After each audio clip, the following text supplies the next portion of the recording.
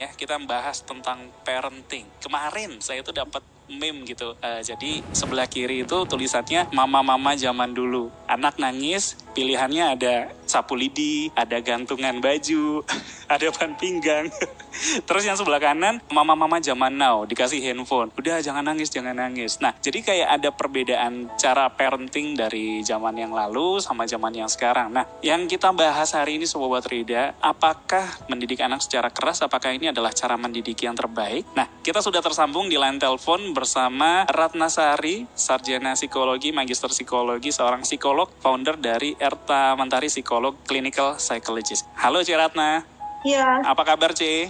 Baik, puji Tuhan. Puji Tuhan. Terima kasih sebelumnya Ciratna sudah berkenan dihubungi ya. Oke, seperti yang tadi saya bilang Sobat Rida, Ciratna ini seorang founder dari Erta Mentari Psikolog Clinical Psychologist. Mungkin bisa dijelasin sedikit, C. Erta Mentari ini kayak gimana sih? Iya, Erta Mentari sebetulnya adalah praktek pribadi saya yang memang saya mendalami sebagai seorang psikolog klinis. Klien-klien saya mulai dari anak-anak, masalah keluarga, dan juga sampai dengan usia lanjut atau manula. Oke. Kurang lebihnya itu. Seperti itu ya. Mungkin ada Sobat Rida yang bertanya-tanya, Jonathan masalah parenting kok sampai bahas ke psikolog? Psikolog kan masalah kejiwaan. Ternyata enggak seperti itu ya. Iya, karena tidak hanya gangguan kejiwaan, tetapi permasalahan-permasalahan kaitan dengan penyesuaian diri dan juga bagaimana untuk bisa beradaptasi dengan lingkungan itu juga menjadi bahasan yang seringkali dibawa oleh para klien yang datang bertemu dengan saya. Baik, jadi saya rasa pas nih membahas soal parenting ini sama C. Ratna ya. Nah, C. Ratna ada anggapan bahwa untuk menumbuhkan sikap disiplin ke anak, maka anak itu nggak boleh dibaik-baikin, harus keras. Bahkan kalau misalnya bandel, harus dipukul. Nah, mendidik anak secara keras, apakah ini adalah cara mendidik yang terbaik menurut C. Ratna? Berbagai macam versi yang mengatakan bahwa kalau nggak keras itu kayaknya kurang serap, karena bagaimanapun sudah diintervensi berbagai cara, sulit untuk dibuat perubahannya. Sebetulnya kita harus bisa membedakan, karena keras beda dengan tegas. Yang perlu dilakukan orang tua bukanlah keras, tetapi tegas. Jadi kita harus bisa mengatakan kapan kita bisa mengatakan iya dan kapan kita bisa mengatakan tidak pada anak, itu sangat penting. Jadi kalau seandainya kita mengatakan kalau oh ya ini musimnya pandemi nih, banyak yang berkegiatan di rumah. Ibu-ibu atau mungkin bapak-bapak sekarang lebih memilih untuk memberikan gadget kepada mereka. Betul. Nah, ini bukan tidak boleh. Oke. Tetapi pada saat kita melarang mereka untuk mengatakan sudah terlalu banyak kamu melihat gadget atau kemudian bermain dengan gadgetnya, seringkali kita tidak memberikan pengalihan kegiatan. Itu permasalahan utama. Karena pada saat tidak ada pengalihan kegiatan, mereka akan cenderung untuk bosan. Jadi seharusnya pada saat kita kemudian melarang mereka melakukan suatu kegiatan, kita harus punya suplementari dari kegiatan yang mereka bisa lakukan. Jadi harus diberikan jalan keluarnya, bukan hanya melarang kemudian tidak memberikan jalan keluar. Jadi bersikap tegas dengan tetap mengatakan apa yang boleh dan tidak boleh mereka lakukan, bukan bersikap keras. Seperti itu ya. Jadi tegas, sekali lagi Sobat Rida, berbeda sama keras Ciratna ya. Iya, betul. Nah, tapi kalau misalnya anak dididik secara keras, ada dampak yang timbul nggak nih, Ci, dari cara parenting yang seperti itu? Iya, karena kondisi seperti pendidikan atau cara mendidik yang keras seringkali bisa membawa efek traumatik pada anak. Karena sebetulnya bukan kita tidak boleh menolak apa yang mereka minta ya, tapi lebih kepada kita wajib untuk bisa menjelaskan. Kalaupun tidak boleh ataupun kita marah, itu apa yang membuat kita marah, kita perlu bisa sampaikan pesan itu pada mereka. Jangan sampai mereka tangkap itu hanya kemarahannya, tetapi pesan kita tidak tersampaikan. Seringkali yang terjadi seperti itu. Jadi yang ditangkap oleh anak hanya kemarahannya, sehingga kita berharap mereka takut dengan marahnya kita, tetapi pesan dari kemarahan kita itu tidak tersampaikan.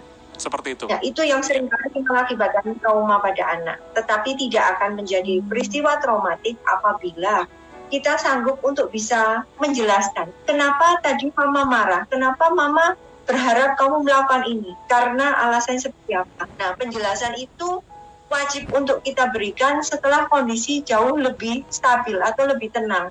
Mamahnya, papahnya udah lebih tenang, anaknya juga lebih tenang.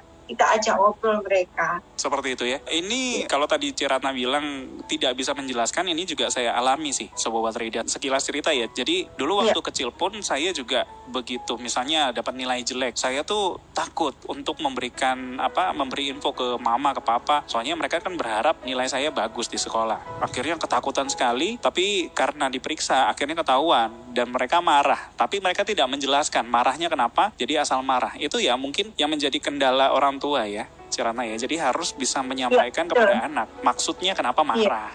Tapi karena biasanya mungkin saking emosi ya, Ci. Jadi akhirnya ya sudahlah, saya marah, saya nggak menjelaskan. Mungkin kayak gitu ya. Iya, karena kan jujur saja, saya pun juga orang tua yang terus dalam berproses untuk bisa menjadi orang tua yang jauh lebih baik. Karena tidak ada pembelajaran untuk menjadi orang tua, makanya kita tiap hari pun berproses untuk lebih baik cara kita menghadapi anak. Seperti itu, baik. Oke, Sobat Rida, kita masih tersambung bersama Ratna Sari, seorang psikolog ya, founder dari Erta Mentari, psikolog clinical psychologist. Nah, Ciratna, ini kan kita bahas dari sisi yang satu ya, yang keras. Nah, ada sisi yang sebaliknya, itu jadi kalau misalnya saya itu punya pendirian bahwa, saya nggak mau nih keras sama anak, saya nggak mau jadi kayak orang tua saya. Akhirnya kan timbul seperti itu gara-gara dulu saya dikerasin. Nah, kalau misalnya anak terlalu dibaik-baik, itu ada anggapan anak itu akan jadi kurang ajar. Apakah benar demikian ya, Ci? Cara baik-baikinya ini yang dimaksud yang seperti apa? Karena begini, sebetulnya anak tidak akan menjadi kurang ajar pada saat kita memiliki kelekatan emosional yang baik dengan mereka. Yang membuat mereka itu menjadi nakal atau mungkin kita lebih sering mengatakan kurang ajar begitu, itu kan lebih karena kita selalu berusaha untuk memenuhi semua harapan anak tanpa kita memikirkan apakah itu kepentingan atau kebutuhan dari anak itu. Baik. Sehingga karena namanya orang tua gitu ya kan nggak tega kalau anaknya berkekurangan apapun. Sehingga kan kita berusaha untuk bisa penuhi semuanya. Itu yang sebetulnya adalah keliru karena kita tidak mengajarkan kepada mereka bahwa dalam kehidupan pasti akan ada kondisi kita tidak bisa mendapatkan semua yang kita inginkan. Baik. Nah, kondisi itu yang sebaiknya kita tambahkan ke mereka bukan dengan tadi, yaitu keras, tapi dengan kelekatan emosional yang baik. Memiliki hubungan yang terbuka dengan anak, bisa berkomunikasi dengan baik, saling memberikan kasih sayang. Itu yang sebetulnya harus kita berikan. Jadi kan ada juga orang tua yang mengatakan kalau kita tuh sering terlalu menggendong anak, mengelus-elus anak gitu, itu mengakibatkan mereka jadi manja atau mungkin kurang ajar dengan kita. Itu sebetulnya konsep yang keliru karena itu tidak akan mempengaruhi rasa manja ataupun kurang ajar mereka terhadap orang tuanya, tetapi yang membuat mereka tidak bisa mengikuti aturan yang orang tua buat itu biasanya justru terjadi karena kita selalu memberikan apa yang mereka inginkan.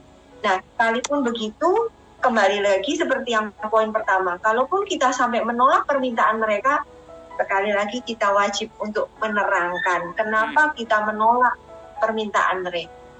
Itu.